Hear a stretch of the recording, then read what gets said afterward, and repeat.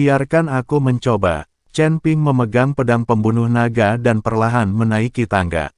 Tuan Chen, saya khawatir Anda tidak dapat melakukannya. Saya bahkan tidak dapat melanggar batasan ini. Chen Biking berkata dengan cemas. Jangan khawatir, meskipun saya tidak dapat melanggar batasan ini, saya tidak akan terluka.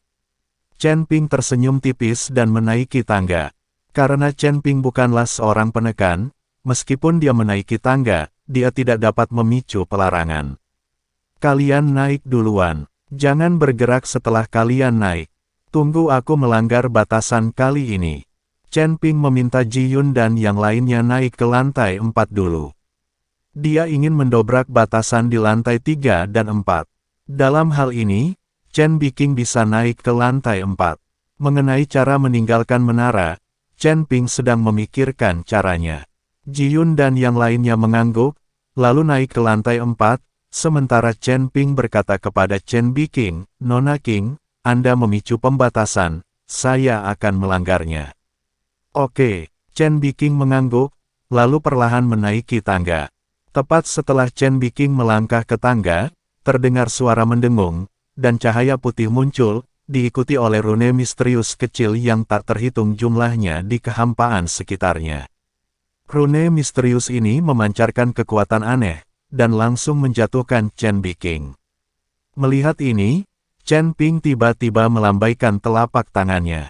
Sambil melambaikan telapak tangannya, tanda formasi muncul di telapak tangannya. Dalam sekejap, telapak tangan Chen Ping menamparkan formasi terlarang, dan kedua rune itu mulai melakukan konfrontasi sengit.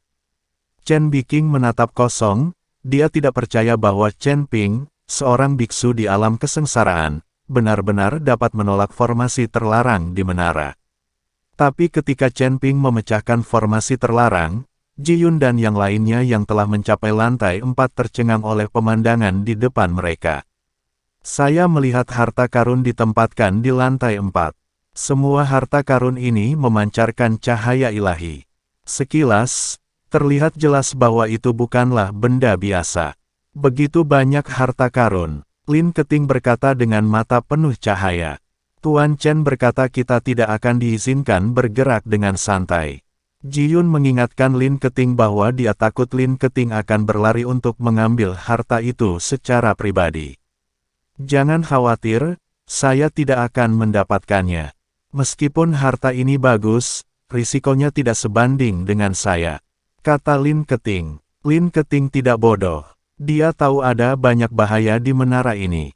Jika dia kehilangan nyawanya demi harta karun ini, itu tidak sepadan. Hidupnya jauh lebih berharga daripada harta karun ini.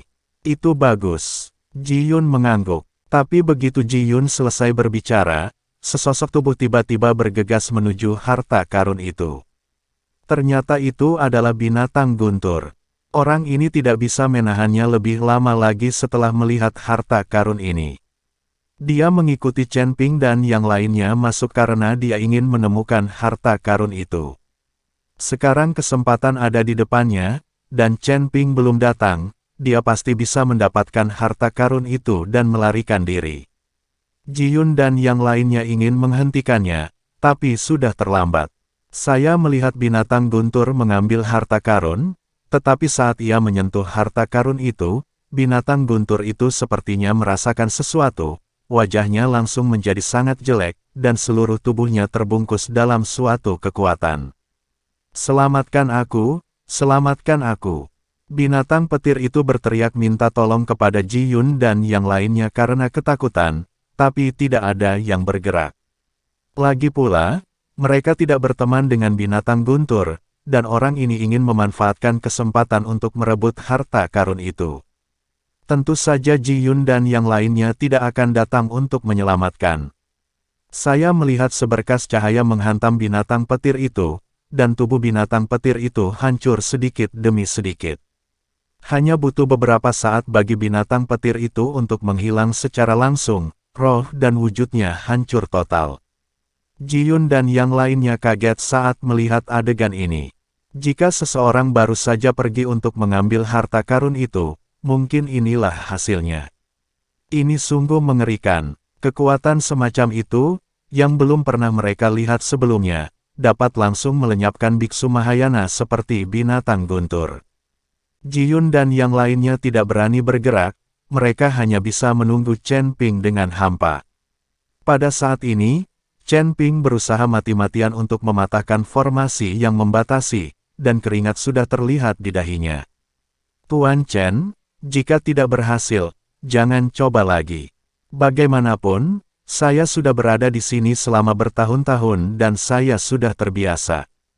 Chen Biking melihat Chen Ping berjuang keras, jadi dia berkata, lain-lain, Chen Ping belum pernah melihat beberapa rune formasi pada formasi tersebut, dan itu tampak sedikit lebih rumit daripada rune ilahi yang telah dia pelajari. Jangan khawatir, aku bisa membukanya. Setelah Chen Ping selesai berbicara, sebuah mata langsung muncul di dahinya. Segera setelah mata Tianming terbuka, formasi terlarang muncul sepenuhnya di depan Chen Ping. Namun, Chen Ping tahu bahwa semua metode kembali ke sekte mereka, bahkan formasi dan rune yang kompleks pada akhirnya tidak akan pernah meninggalkan sekte mereka, dan pada akhirnya akan ada mata formasi untuk mengendalikannya. Tanda seru, dan harus ada cara untuk menyediakan energi untuk formasi tersebut, jika tidak maka formasi tersebut tidak akan dapat beroperasi sendiri. Memikirkan hal ini, Chen Ping melihat sekeliling. Saat mata Chen Ping tertuju pada tangga, matanya tiba-tiba berbinar. Di bawah pandangan Chen Ping, tangga berubah menjadi coklat. Ini membuktikan bahwa tangga ini mempunyai energi. Ketika Chen Ping melihat ke langit, langit berwarna abu-abu. Munculnya warna merah kecoklatan yang tiba-tiba berarti tangga ini bukanlah hal yang biasa. Rotasi jauh dari formasi terlarang bergantung pada energi yang diangkut oleh tangga ini. Nona King, menjauhlah, Chen Ping berkata pada Chen Biking. Chen Biking mengangguk, lalu mundur beberapa langkah. Dia tidak tahu apa yang akan dilakukan Chen Ping. Aku melihat Chen Ping mengeluarkan pedang pembunuh naga, dan kemudian cahaya keemasan meledak. Cahaya pedang menebas dan langsung memotong tangga. Tangga yang tampak biasa itu tiba-tiba runtuh pada saat ini. Tubuh Chen Ping juga jatuh dari tangga. Saat ini, tidak ada tangga yang menghubungkan lantai 3 dan 4. Chen Biking tidak mengerti mengapa Chen Ping memotong langkah tersebut, jadi dia bertanya dengan bingung, Tuan Chen, mengapa Anda memotong langkah tersebut? Jika kamu memotong tangga ini, formasinya akan rusak secara alami. Jika kamu tidak percaya padaku, ikuti aku ke lantai 4 dan lihat. Setelah Chen Ping selesai berbicara, dia melompat dan mencapai lantai 4. Wajah Chen Biking penuh keraguan, tapi dia tetap melompat. Meskipun dia khawatir, dia benar-benar mencapai lantai 4 tanpa terhalang oleh formasi terlarang. Kali ini, wajah Chen Biking penuh kegembiraan.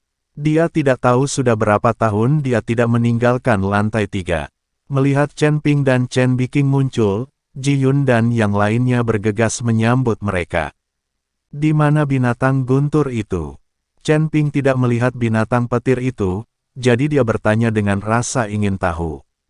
Binatang petir itu ingin merebut harta karun itu, tapi dipukuli menjadi abu oleh kekuatan yang kuat.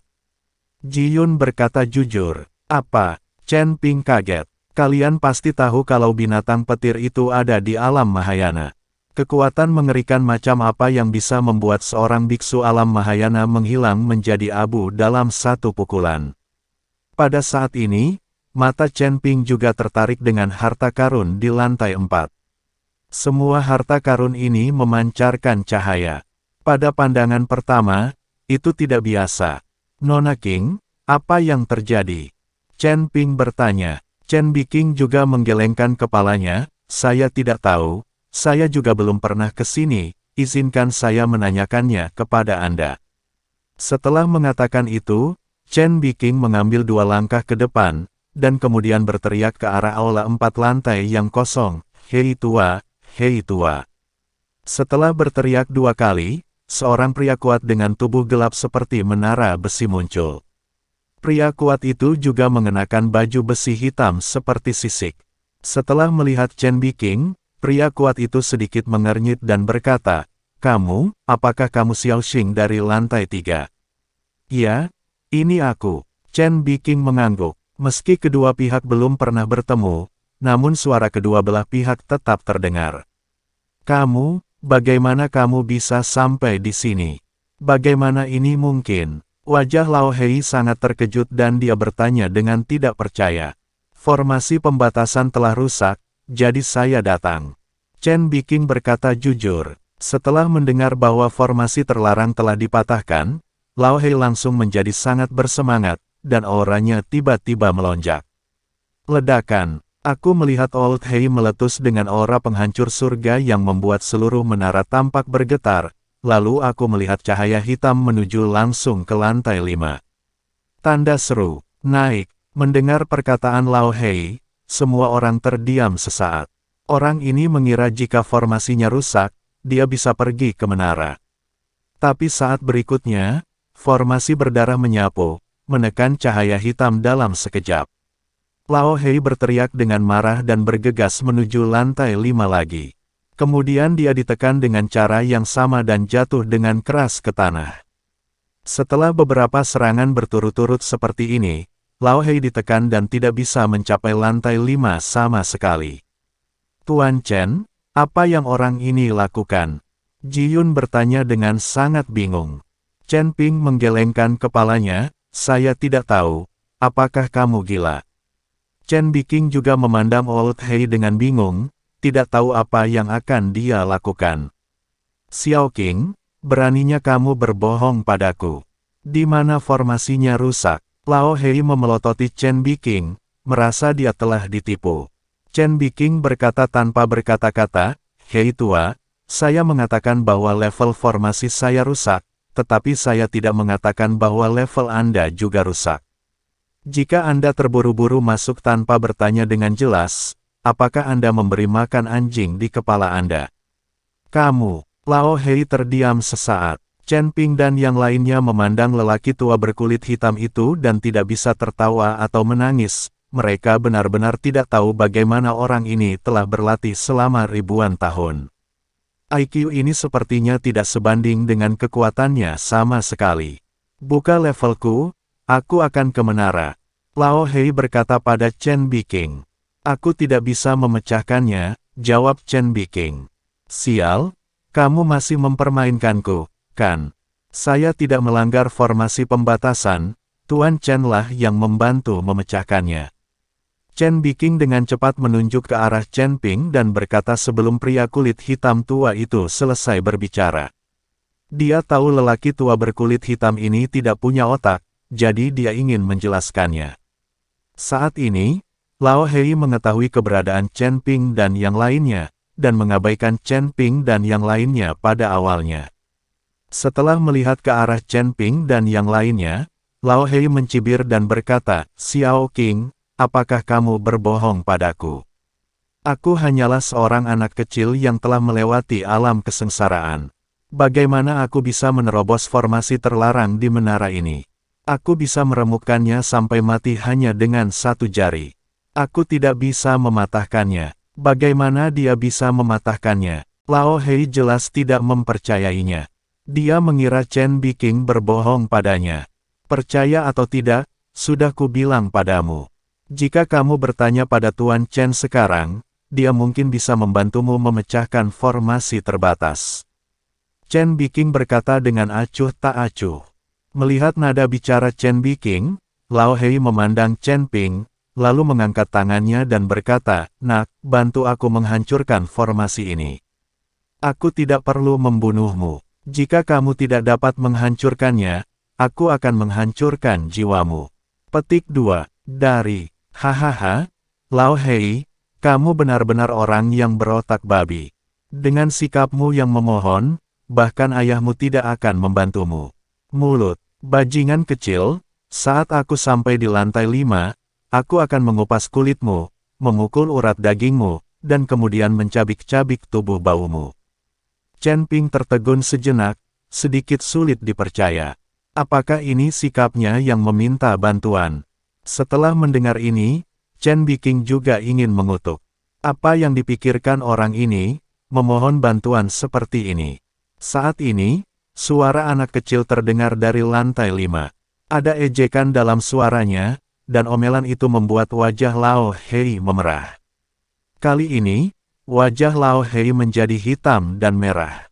Lao Hei berlari ke bawah tangga, mengangkat kepalanya dan berteriak ke lantai 5.